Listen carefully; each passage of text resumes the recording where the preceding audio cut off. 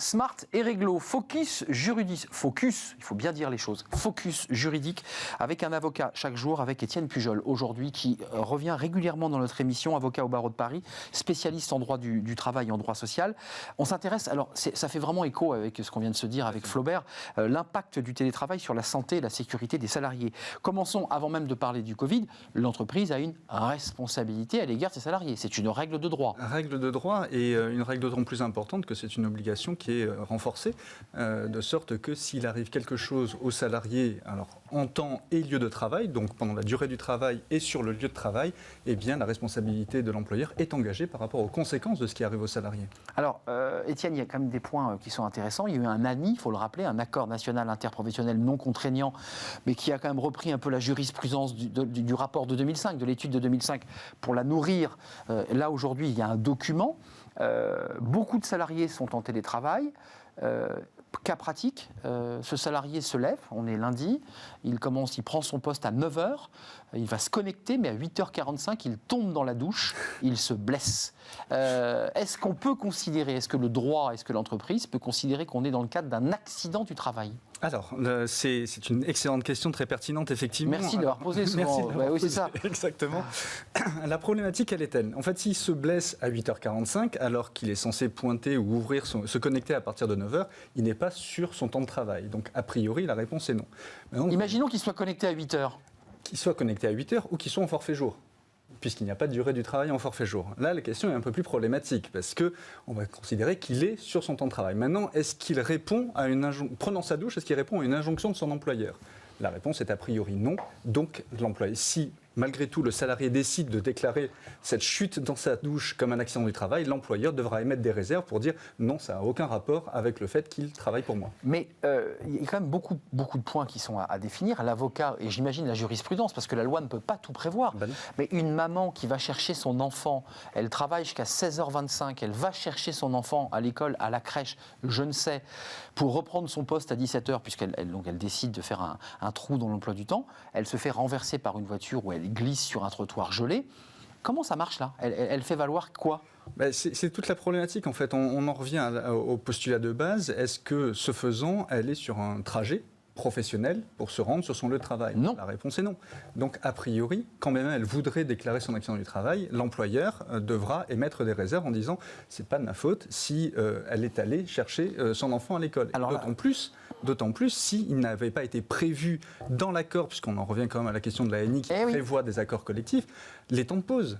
Est-ce qu'il était prévu que cette salariée, entre 16h et 17h, fasse une pause pour aller chercher ses enfants à l'école? Donc on en revient à un débat plus fin encore sur la manière dont on organise une journée de travail en télétravail, parce que certains commencent déjà à se plaindre sur l'idée qu'on est en train de transposer une journée au bureau à celle de la maison. Celle de la maison offrait des souplesses. Si c'est pour pointer à 9h et quitter à 17h en ayant un code d'accès, enfin, ça ne change rien finalement. C'est exactement ça l'enjeu. L'enjeu juridique, quel est-il ? Et c'est pour ça que l'ANI n'est pas allé aussi loin qu'il l'aurait pu. Le code du travail, il n'a pas été changé depuis qu'il a été rédigé. C'est-à-dire qu'on considère qu'il y a un lieu de travail et il y a un temps de travail.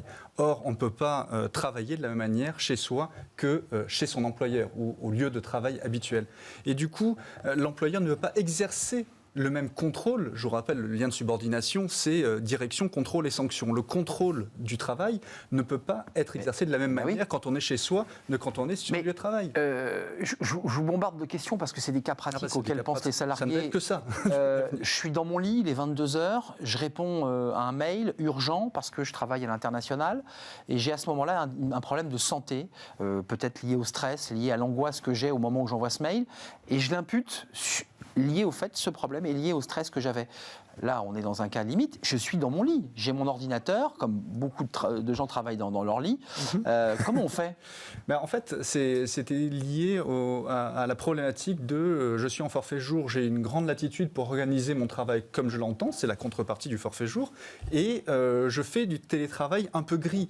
Pourquoi ? Parce qu'en étant forfait jour, on est quand même censé respecter les 11 heures de pause quotidienne, et notamment nocturne. Ça, c'est la règle, c'est la règle. Et les 35 heures hebdomadaires. Or, on se rend compte que les gens, pour des questions d'organisation, se déconnectent souvent ou ne travaillent pas en journée et donc reprennent leur travail le soir une fois que la journée est terminée, les enfants couchés, etc., etc. Et on est dans une sorte de télétravail gris où effectivement, si l'employeur dit il faut que tu me répondes maintenant ou il fallait que tu me répondes aujourd'hui et tu n'as pas répondu, là effectivement il y a une présomption un peu plus forte de ce que c'est en lien avec... Là, l'employeur serait déclaré responsable du stress provoqué par le salarié. En tout cas, l'employeur aurait plus de mal à se défendre de la non-imputabilité de l'accident du travail.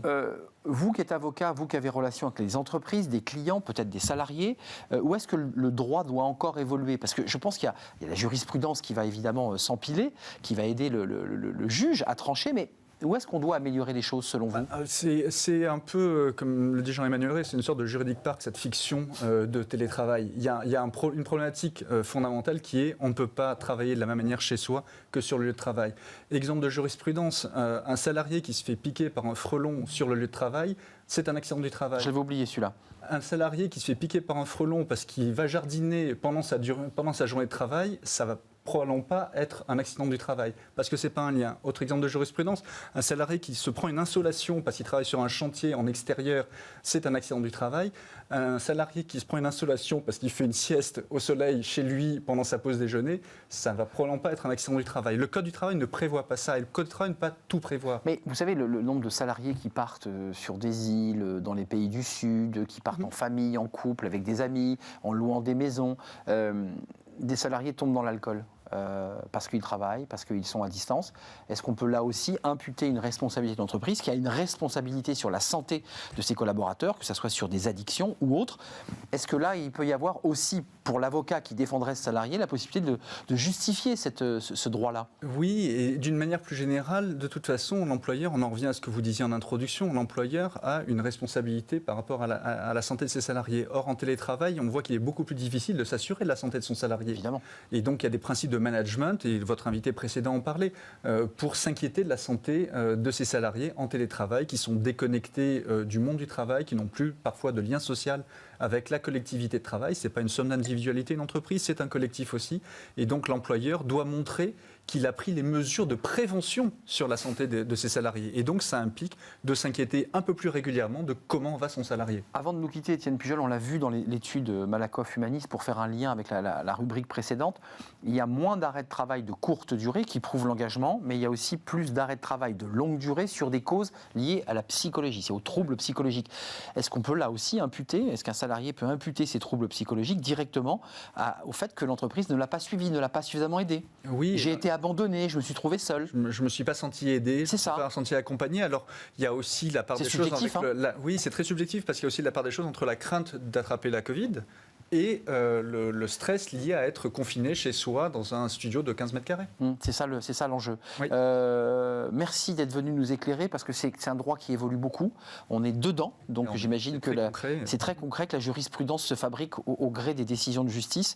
Merci d'être venu, Étienne Pujol, nous éclairer sur cette question, sur la responsabilité des entreprises à l'égard de leurs salariés. C'était Smart et Réglo. On fait une petite pause café. C'est le Blue Monday. Bah oui, le Blue Monday, en tout cas, on va le voir avec Fanny Griesmer. Bah oui, c'est ce fameux jour là, le fameux lundi, où on est totalement dépressif. On en parle. Est-ce qu'on est vraiment dépressif d'ailleurs ? C'est tout de suite, pause café.